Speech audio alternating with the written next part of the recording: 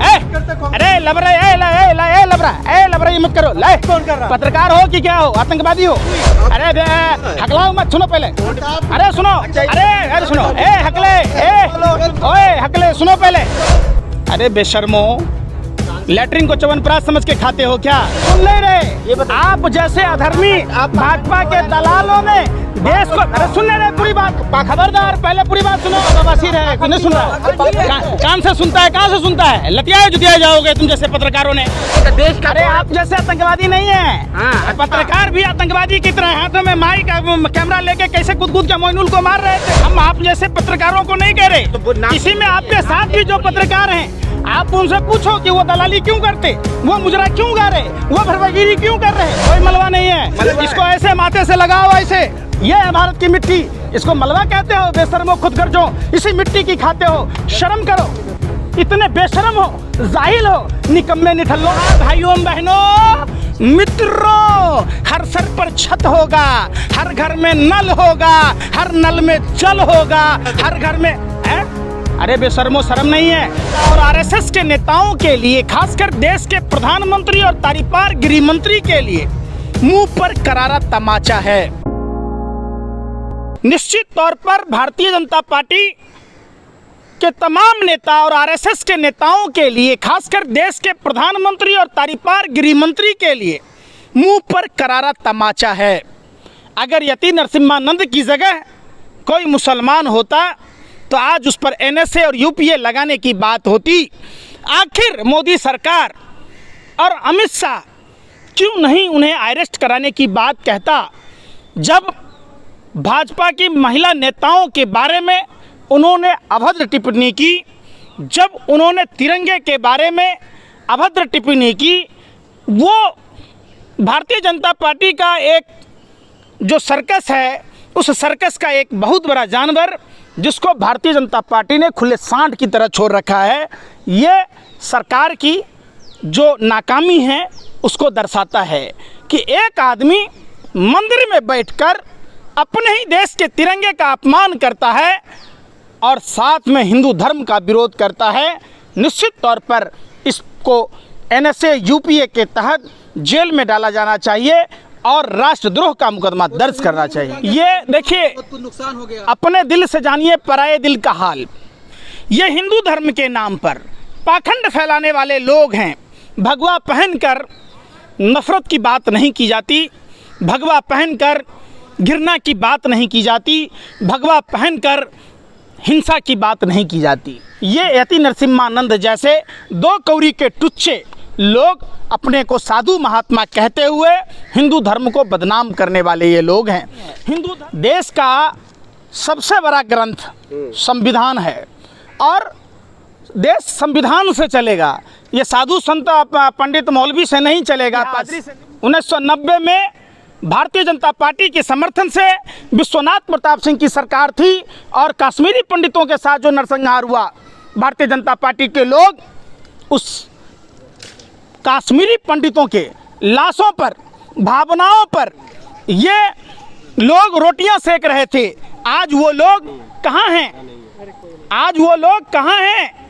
आज कश्मीरी पंडितों को रिहैबिलिटेशन सेंटर कमिश्नरी पर जो कश्मीरी पंडित आज 93 दिन से, आप समझ रहे, 100 दिन में मात्र 7 दिन कम है, आज 2-2 महीने के वेतन नहीं मिले।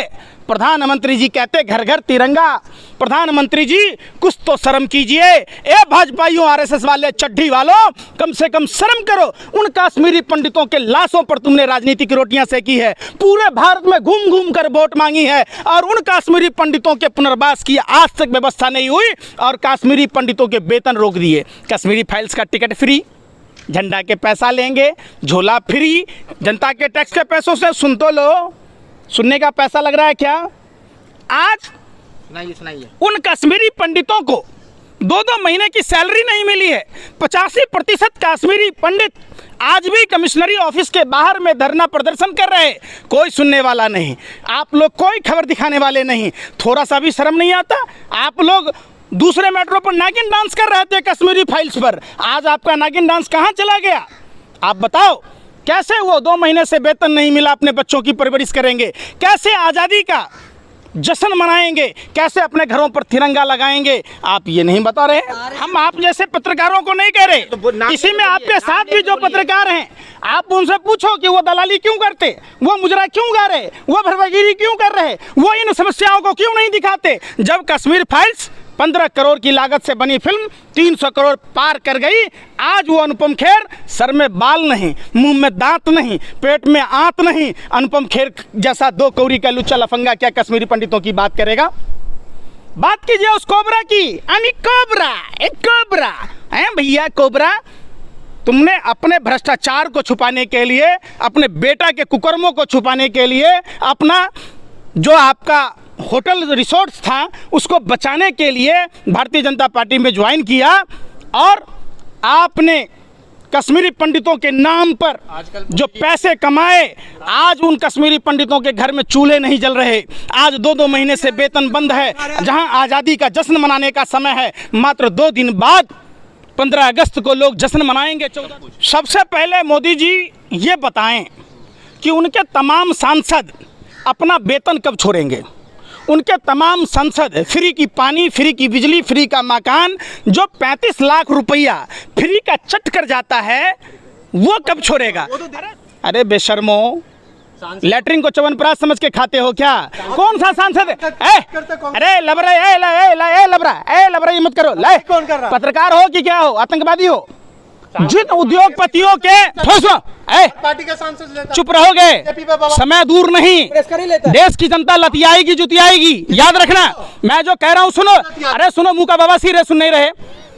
जिन सरकार ने खुद स्वीकार किया कि 10 लाख हजार करोड़ रुपया अपने व्यापारिक मित्रों के माफ कर दिए, जिनमें ऋषि अग्रवाल का नाम, नीरव मोदी का नाम सबसे ऊपर था।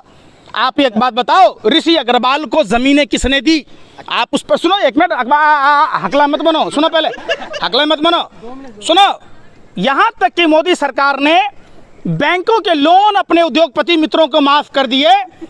17 बैंकों में घोटाला करने वाला बदला ग्रुप को माफ कर दिया गया, नीरव मोदी, मेहुल चौकसी का माफ कर दिया गया, और यहाँ तक कि टैक्सों में भी कटौती हुई। अरे हकलाओ मत, सुनो पहले, अरे सुनो, अरे सुनो, ओए हकले, सुनो पहले। अभी प्रधानमंत्री से पूछो कि प्रधानमंत्री ने कहा, भाइयों बहनों मित्रों, हर सर पर छत होगा, हर घर में नल होगा, हर नल में जल होगा, हर घर में अरे बेशर्मो, शर्म नहीं है, सुन नहीं रहे। आप जैसे अधर्मी भाजपा के दलालों ने देश को, अरे सुन नहीं रहे पूरी बात, खबरदार, पहले पूरी बात सुनो।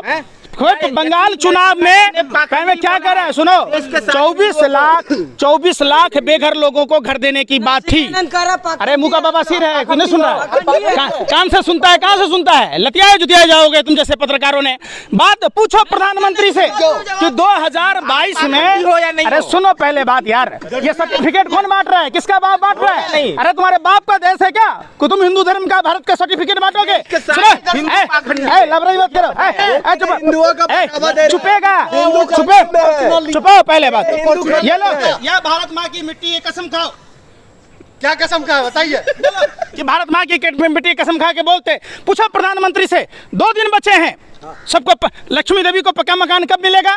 जो ब्रांड एम्बेसडर था, जिसके साथ मलवा है, ये कोई मलवा नहीं है, इसको ऐसे माथे से लगाओ, ऐसे, ये है भारत की मिट्टी, इसको मलवा कहते हो? बेशर्मो, खुदगर्जों, इसी मिट्टी की खाते हो, शर्म करो, इतने बेशर्म हो, जाहिल हो, निकम्मे निठल्लो।